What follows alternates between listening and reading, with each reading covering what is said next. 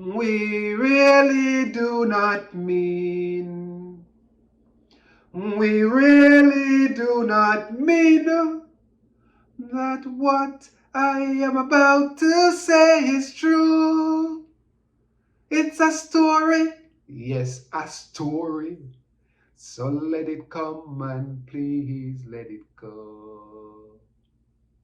Now, once upon a time, Brother Nancy and Brother Tukuma were great friends.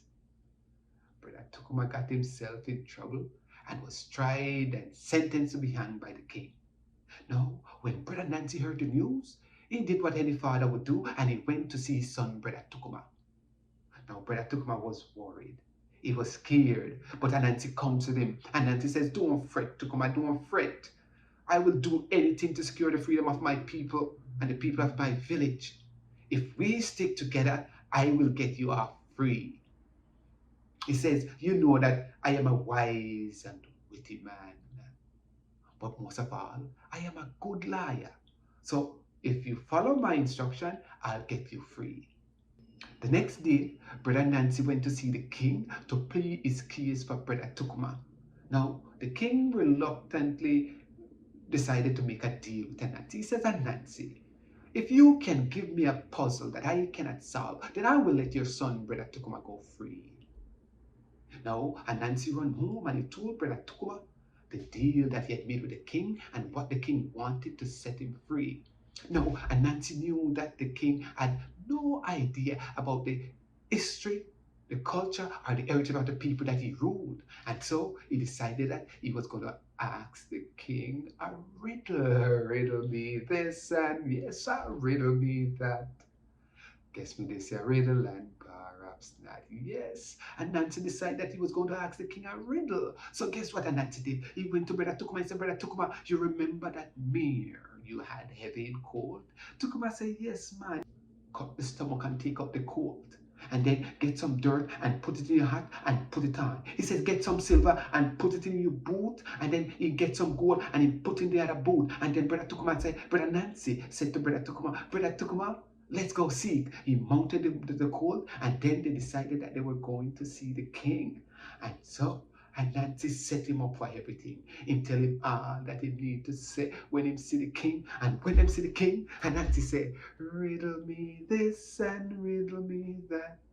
Guess me this ya riddle and perhaps not." Him say, "Riddle me this and you riddle me that. Guess me this ya riddle and perhaps not." For and here took him now. "Under the earth I stood. Silver and gold was my trade. I rode a thing that never was born, and a bit of that dam I hold in my hand." And him said, "And now the king was furious at them both, and he banished them and all men from villages to ever set foot back in the city. Now, as the years went by, the men in the villages started to blame Anansi because they couldn't get any gift for their ladies who no longer wanted to court them. Them say, "Them dry foot boy, we don't chat to them. St. Charlie Marley call you. St. Charlie Marley call you. St. Charlie Marley call you. Them dry foot boy, we don't." Yes. So Tukuma knew that it wasn't his father's fault why they couldn't buy gifts in the city anymore, but because the king had too many powers. And so he decided that he was going to gather all the men in the villages and he was going to challenge them to take back their powers. He says, "We are men and we all have powers." And then he reminded them of the words of Marcus Garvey, a man who never stopped fighting for our freedom. He says, "We are men. We have hopes, we have dreams, we have feelings, we have passions, just like any other race. Our villages need men of vision and ability, men of character, and most of all, men with honesty. And surely the king is not one of them." Lord, and Nancy was so proud of him, boy, to see that his son Ntukuma was able to deliver such a moving speech that empowered the men in the villages to take action.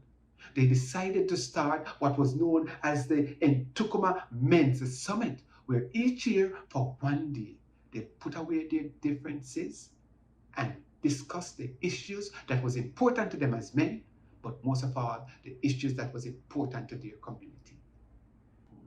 The Ntukuma Summit became so popular that it eventually became known as International Men's Day. I know me make it, but I saw me get it, saw me sell it. Jack Mandora, me not choose